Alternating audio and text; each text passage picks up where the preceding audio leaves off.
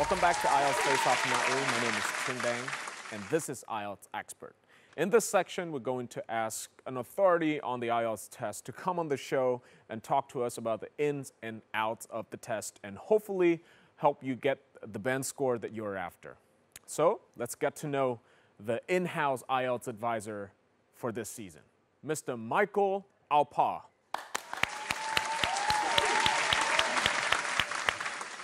How you doing, man? Doing well. Very nice to meet you. Thank you. Thanks for having me. Did I butcher your last name? No, it's all right. Alpaugh. Yeah. Alpaugh. Yeah. Okay. So there's 3 silent letters at the end of my last name, so okay. It can be a little difficult to pronounce, but you did fine.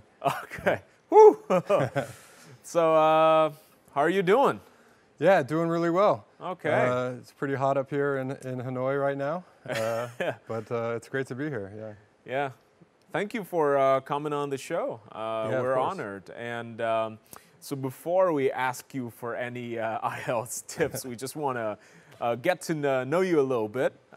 So where are you from originally? I'm from the United States. Grew up in Los Angeles, California, and then I moved to Tampa, Florida when I was in high school, and my family's still there. Okay. Yeah. And when did you move to Vietnam? I moved to Vietnam in 2016. Okay. But I've been living abroad now since about 2007. Oh. So I actually came to Vietnam for a teacher training course over the summer, and I just fell in love with it. And then I went back to Korea where I was living at the time. Okay. And then 3 months later, I decided to move to Vietnam. So okay. I really fell in love with it, and okay. I've been here ever since.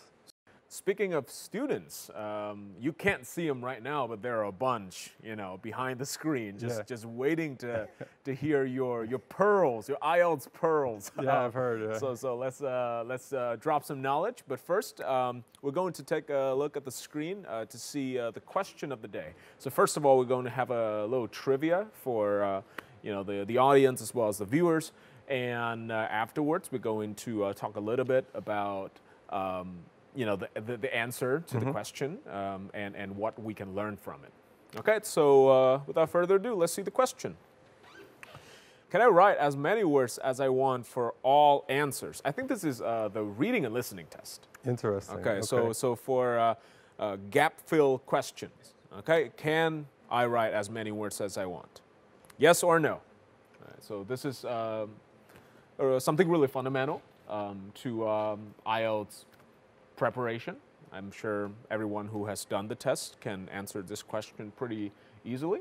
Okay, so obviously the answer is no. Yeah. There's a word limit on gap fill questions. Right, so this one's pretty straightforward. The directions will tell you how many you're supposed to write, so just follow the directions and there you go.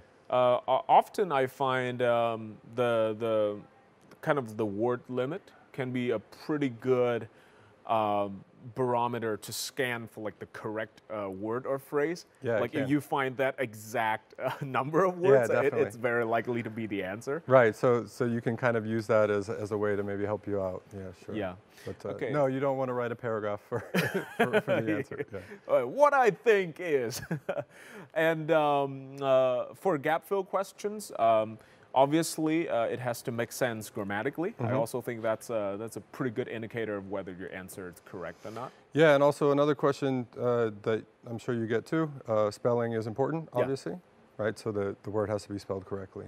Okay. Yeah. So do you have to capitalize exactly like in the paragraph? Or? No, you can write in all caps.